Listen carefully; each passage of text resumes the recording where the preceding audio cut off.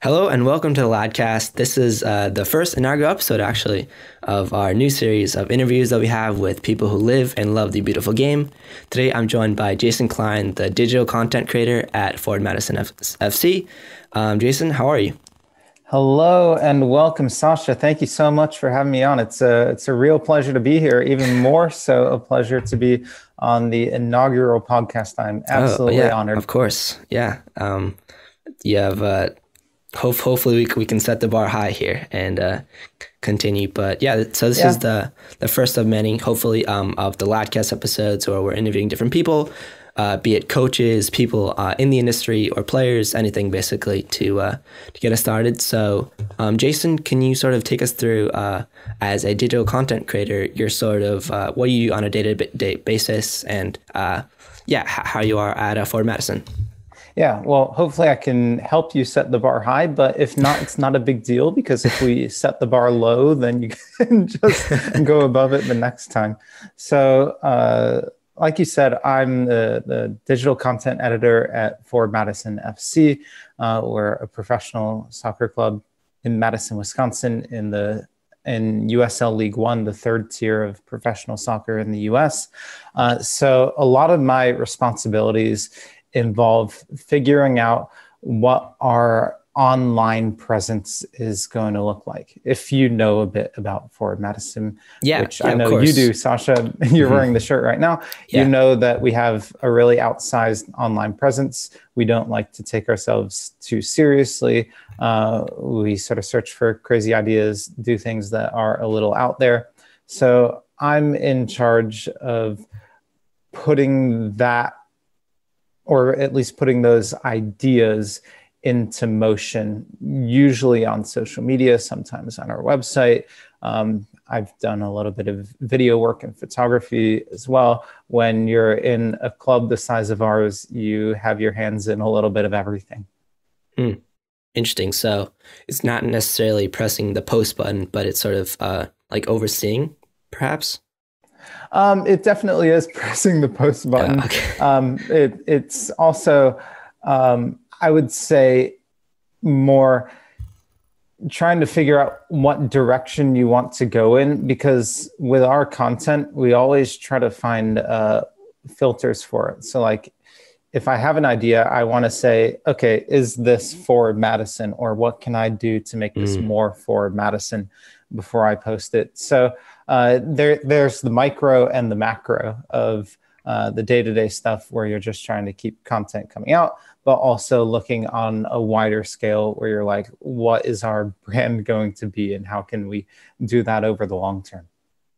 Yeah, certainly. Of course, Ford Madison has the most followers of USL League One and Two. I'm not sure in the championship range. You even have more followers than the league's account itself. But also you're on Instagram. The Reddit has some interesting stuff. Are you on YouTube and TikTok? We're on YouTube. We're not on TikTok yet. I wish I had a bigger staff because for the most part, a lot of this is like me doing all the social media by myself. If I had, hopefully if I have an intern this year, then maybe we can get started on TikTok, go into things like Instagram stories and now fleets a little more. But we try not to spread ourselves too thin, but we also try to put engaging content everywhere. It's interesting, actually, because part of it is it's a strategy that is necessitated by the team that we are, right? If we were a really big team with a really huge budget, then we could just, put ads up on billboards and newspapers, all that kind of stuff. With Ford Madison, it's sort of this intentional plan of trying to engage people online on social media because you can really reach fans on a personal level there. And you can do it in the same way that like Manchester United can. We both have a Twitter account. Okay, they have a lot more followers, but we can use it in the same way they can. And that's not the same with, the bigger assets they have that we can't put an advertisement on YouTube and send it to everyone across the world. But here it's the great equalizer, if you will. Yeah, definitely. It's for sure you've taken advantage of this free platform in Twitter or whatever, all the other platforms that yeah, really you engage with your fans. Just a quick scroll on your Twitter timeline, and you'll see a number of posts per week, per day. It's all about not just like getting the likes, but getting the comments. People talking about it, bringing conversation and such. However, it wasn't always this way. So in January 2018, an unnamed franchise was announced in Madison. In May 2018, the club was announced as the fourth founding member of USL League One. And interesting enough, the club name actually came from Wisconsin's motto, which is forward. I find that really interesting. So how do you think that Forward Madison symbolizes this culture of forward and for not just the game at Forward Madison, but in Wisconsin and possibly even the U.S.? Yeah, you're taking it back now. I mean, not too far back, 2018. Yeah, it's but pretty crazy. At this point, I don't know. The pandemic has warped time so that these things feel further away.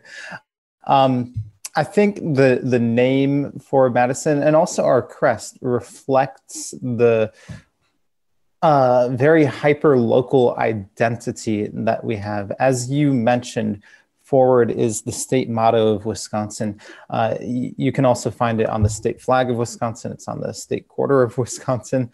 And in fact, it's a name that was suggested by our fans. We initially held a fan vote for what our name would be. And forward won by a lot because people around here really identified with it. The logo too, which has the flamingo in it, which is sort of a niche reference to a popular thing that only Madisonians would identify with. It comes back to what we as a club have always wanted to be, which is led by the voices of our supporters. And you talked a little bit about what that might be able to say about soccer in the US in general. I think there's a lesson that other clubs can take from Forward Madison, and it's sort of using the same approach, right? The way I look at it is that if American clubs are trying to compete on the basis of having the best soccer, we're always going to lose. If you're trying to choose between Forward Madison and Barcelona based on who's going to play the better soccer, you're going to choose Barcelona. So for clubs in this country, it's really important to give fans a different reason to support the team. And for me, that all comes back to being something that represents them, that is really going to give them an amount of pride in their community. And that's what we've tried to do. We let fans in on these big decisions. We want to make them feel like stakeholders so that they say, yeah, I'm from Madison. I'm a Forward Madison fan. And I'm really proud of that, even though, they're playing in the third division of soccer in the US. Sure. Right. Actually, you pointed out something interesting. So yeah, what is the story behind Madison and the relationship with the Flamingos?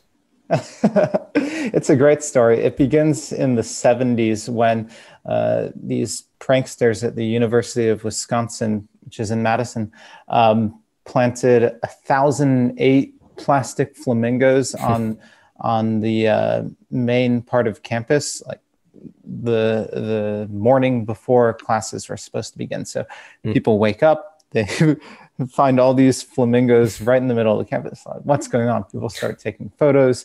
The story spreads and a legend is born. It's in postcards now. It's actually the city's official bird is a plastic flamingo. A lot of people wanted our team to be called the Madison Flamingos. And well, that wasn't in the end the name that we chose. It's still represented in our crest. It's great because it's this representation of something that is uniquely Madison, but it also shows off the sort of brand that we try to embody, where it's something that's crazy and out of left field, and it's a symbol for all the things that we try to do. Yeah, that's really interesting. Like sort of just something that happens out of nowhere. Speaking of plastic flamingos, so in November 2018, you joined the club as a digital content creator editor, and just 3 months later, you actually had a viral campaign. So the Madison Snow Story, which was a documentation of that year's snowfall with the measurement of a plastic flamingo. This was like this really blew up. It changed the scope of your followers. How did that come to be? Yeah, I don't think it would be an exaggeration to say that the full Mingo story changed the direction of the club. But it's a story that I like telling because I think you can use it as sort of an example of the way in which Ford Madison operates. So to go back to that wintry January day in 2019, it was during the so-called polar vortex, and the snow was just piling up on the ground. I was still an intern at the time, but I had been taking photos with this plastic flamingo after the team had gained its name, trying to get ourselves out there in a way that people would enjoy online.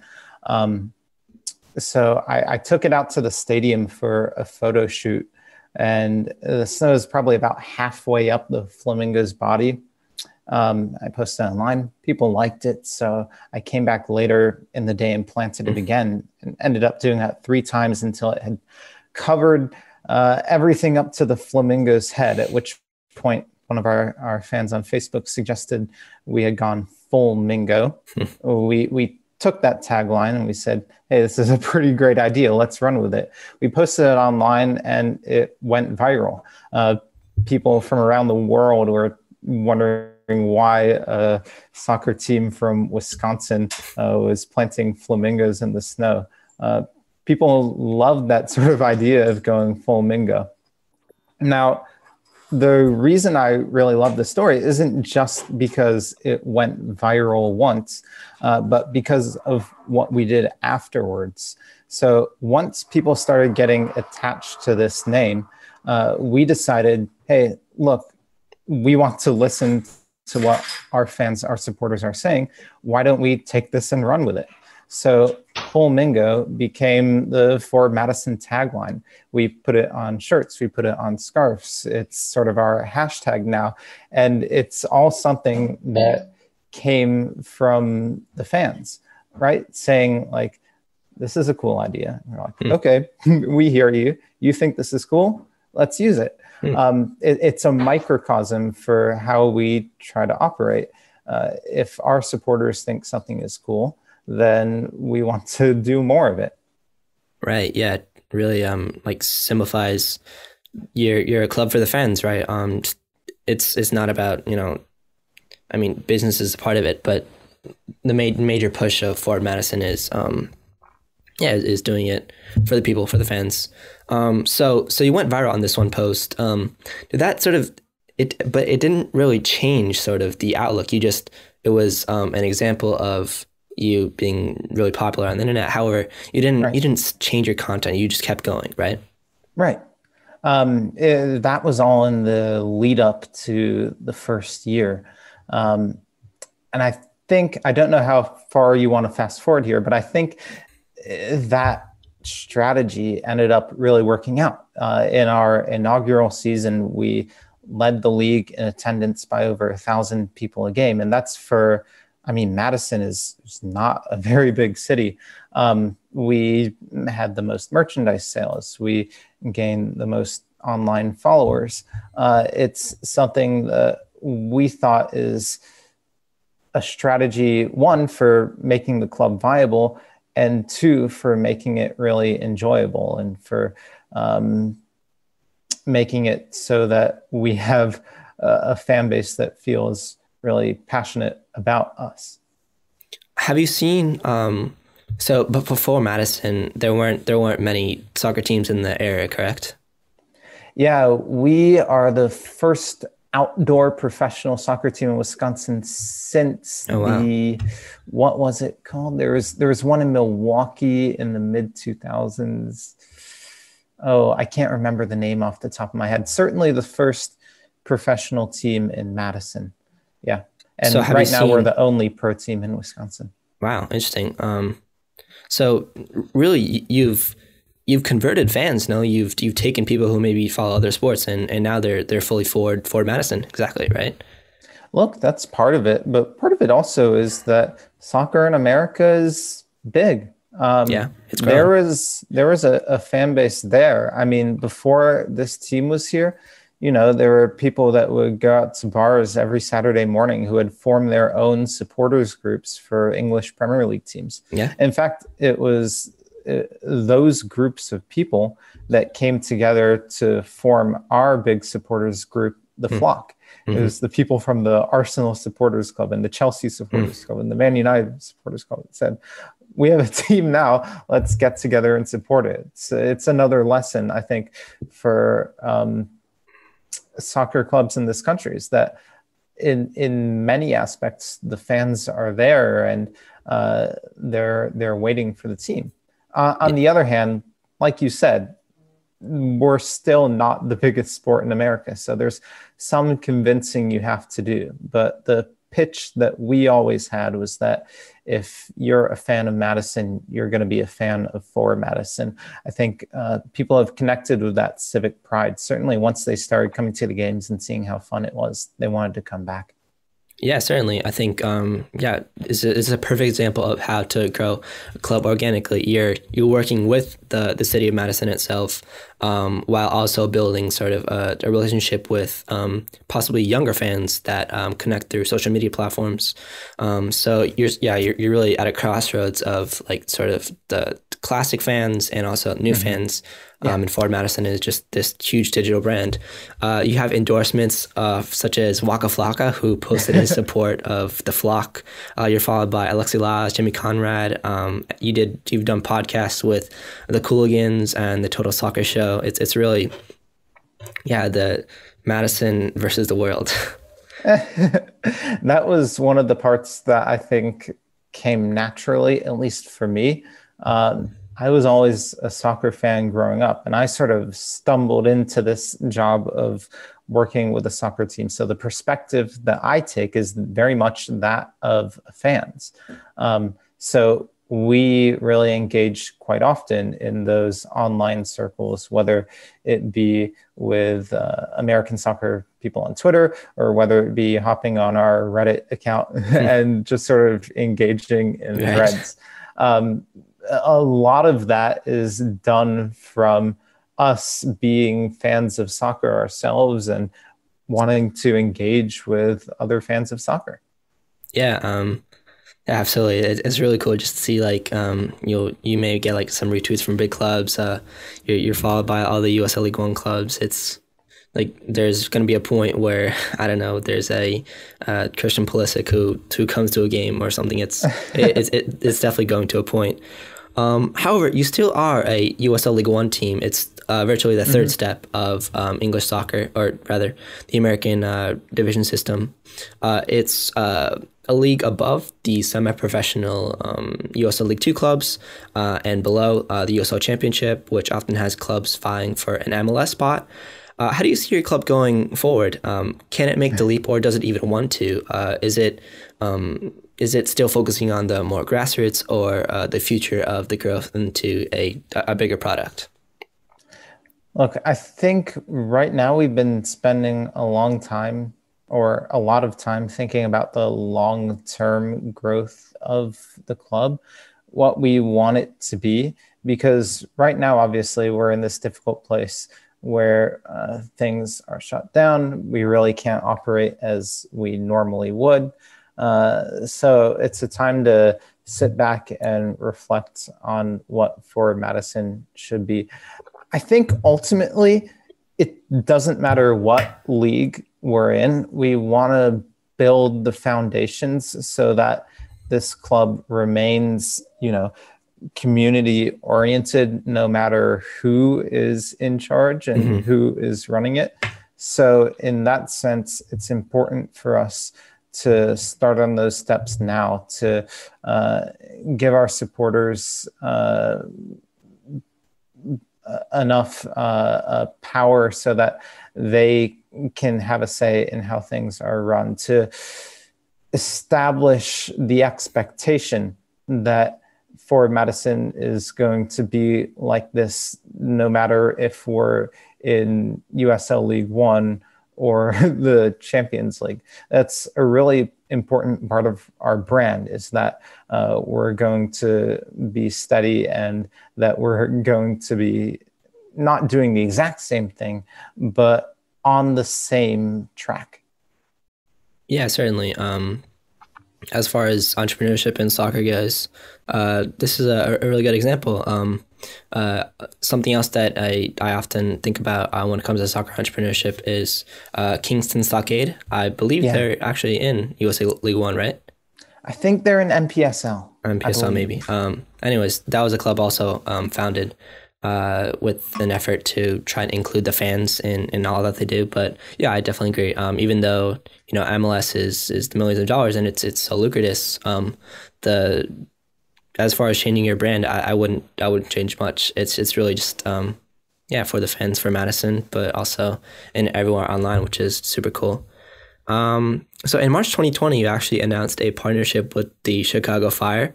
This was, of course, very close to the beginning of the pandemic before, so I'm not sure how it has worked out since. But it was an opportunity so that you could receive players on loan as well as host exhibition games. Has that proved beneficial, or is it sort of just a oldest brother, youngest sibling relationship where you may receive a pair of Chicago Fire socks for Christmas?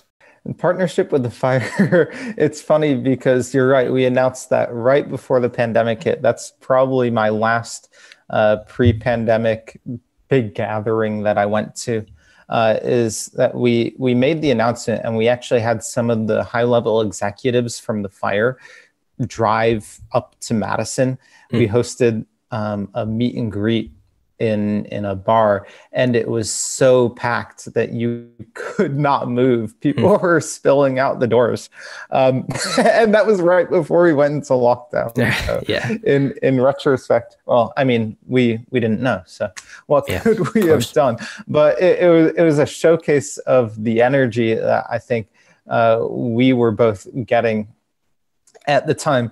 And it's definitely a partnership that's going to last longer than 1 year. So yeah, we couldn't host an exhibition game this year, but when it's safe to do so again, I'm sure that we will. What we did get this year, though, is we had the opportunity to get a couple of Fire players on loan for the season. We had Alan Rodriguez, who is a midfielder, Alex Monis, who played as a forward, and Chris Brady, who is a goalkeeper. And they were big parts of our team. Chris Brady in particular, he's only 16, but he came in as a goalkeeper halfway through the season, and he was really impressive. He finished second in the race for the league's Golden Glove, and he just won USL League One's Young Player of the Year award. So we've already been seeing the benefits of that partnership start to grow. And, you know, I hope that as we move towards the future, we're going to see that relationship be established.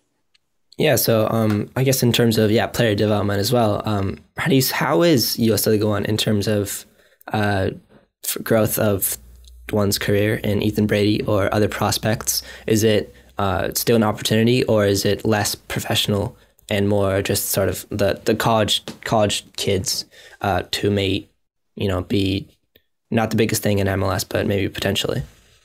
You know, it's interesting because there's a mix of clubs in our league. So some of them are the MLS B teams whose whole focus is on player development. That's not really us because we're a mix, right? We're an independent team, and we know that our number one goal is to win. We want to bring home a title for our fans. So what that ends up involving is you have this mix of veterans and younger players. So for instance, some of the veterans we have in our team, we have Connor Tobin, who's our captain. He's in his 30s. He's been playing lower league soccer his whole career. He knows what this game is about. We have Christian Diaz, who played in Mexico's top league before. But we've also got younger players. We had notably Michael Vang was our top scorer this year. He's only 20 years old, but he's someone who's probably on a trajectory to rise up the ranks. So I think we're in this Goldilocks state where we can fit in both, more hardened, seasoned players who can help us win, and young players who maybe aren't at the level of the highest leagues yet, but are on that path and can use Forward Madison as a stepping stone to get there. So you mentioned Christian Diaz, Mexican top league player. Are you at a point where you're attracting players to come to Madison to move, or are there still just other opportunities and they happen to be in Madison, so they play for your team? I think there are certain aspects of Forward Madison that do make players want to come here. A lot of players identify with the culture that we've built. I mean, the real stress test of that was this past off season when we started bringing in a new crop of players. And I talked to all of them because I'm trying to write stories about them for our website. Let our fans know a bit about who they are. And almost unanimously, what they mentioned was they had either played against us or seen us online and saw that this is such a fan-oriented club. And they're like, man, if I get this option, I would really like to be a part of this. So I think in some ways, the model that we built does attract a certain type of player. Yeah. Yeah, it's really interesting. Yeah, of course, because really no other USL League One team can compare with the amount of branding and social media development. It's at a place where you're interesting. People want to be a part of it. So going towards of course, we're still in the midst of a pandemic, so you can't say for sure. I know that you're not allowed to play in the Breeze Stadium for the next year. But going forwards, will there be an attempt to keep developing these players, keep signing or attracting new players to go to the top of the league? How are you going to accomplish that?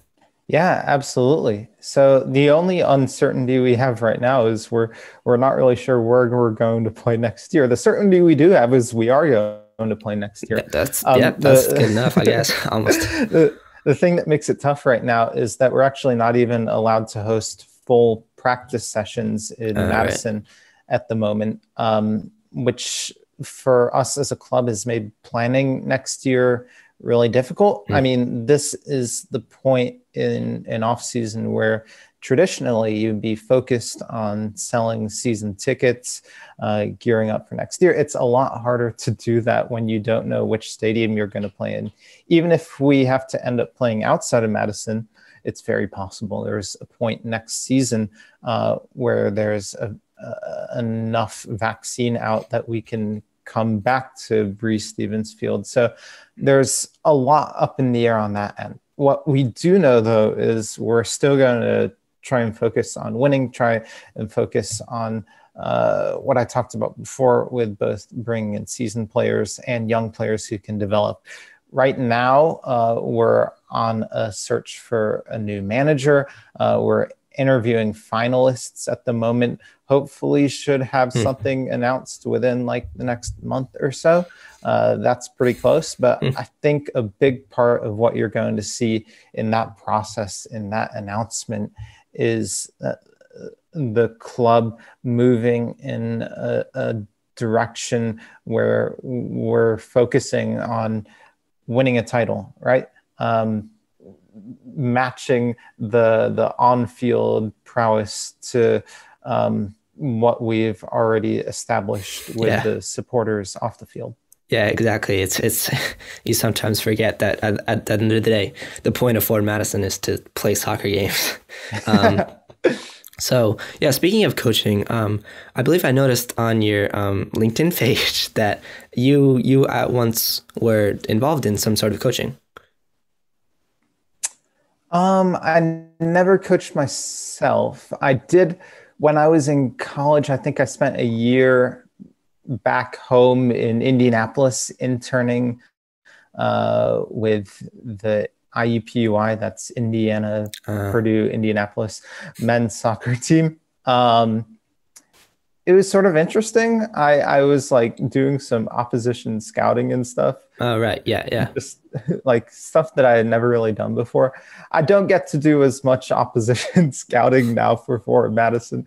Maybe I could try to give the coaches my tips. I don't think they they would take too much advice from me. But if you need an extra body on the roster, I probably can't play goalkeeper, but you put me in and I'll do my best. Sure. Yeah. We would probably lose a lot more. Yeah. So speaking of, I guess, sort of like the career of soccer, when did you sort of come to understand that possibly you could have a career in soccer and in the industry? And is that still your goal, or is it more, digital media based? Yeah. It's funny because it's not something that I really imagined myself doing. I just grew up as a soccer fan. Like I just mentioned, I grew up around the Indianapolis area, and I was in high school when Indy 11, which is now in the USL Championship, formed. The president at the time of Indy 11, his name is Peter Wilt, and he's got this reputation for being a very fan-friendly executive. So I sort of met him just from being a fan. And eventually, when I went to college in Madison, I heard he was coming here to start a team. I sent him an email and said, Peter, is there anything I can do to help just to get this off the ground? And now 2 years later, here I am. It's not really something that I had planned out. Right now at this stage of my life, it's nice to be doing something that I enjoy. It's not been that long since I graduated college, so I feel like I have the space to go out and work at a professional soccer club, even if that's not what I see myself doing with the rest of my life. It's a time when you're young that you can freely experiment with things and learn more about yourself. That's part of what all this is about for me. Very cool. Yeah, I'm glad that you're enjoying yourself at a club that clearly believes in itself, that has sees a future. Yeah, it seems like an awesome job, just sort of looking at memes all day, right? I need to do that more. That's on my to-do list for sure. Yeah, I need if you've got any suggestions, we need to come up with some better memes. Well, memes are difficult because they come and go, right? You have to nail out the perfect time. You've got to find your sources correctly. But I definitely would recommend to you TikTok. That's definitely a platform where it's super easy to blow up and get engagement. That's true. I even have a couple that went pretty big. That was pretty fun. What should a soccer club post on TikTok? Oh, well, I mean, you could do anything. You could have the players doing some dances. You could have so on TikTok, are you familiar with TikTok? Yeah, of course. Yeah, so yeah, you could have some of the sounds, popular trending sounds, and just little skits. What you could have a whole series with the flamingo. I'm sure there are a lot of opportunities for growth. Like all the Chelsea FC, all those guys have big TikTok accounts, and I'm sure you do pretty well as well. It's something that's probably in the plans at some point. Sure. Of course, with staff, yeah, as you mentioned. Yeah. Right.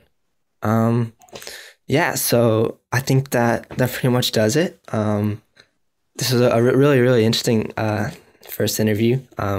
Thank you for your time. Thank you for coming on. And up to Ford Madison. Yeah, thank you, Sasha. I'm really glad that I could kick things off. And again, hopefully, if it was a pretty low bar, then at least you could jump over that. Don't talk like that. This is amazing. All right. Thank you to all our fans. Off the Lodcast. Out.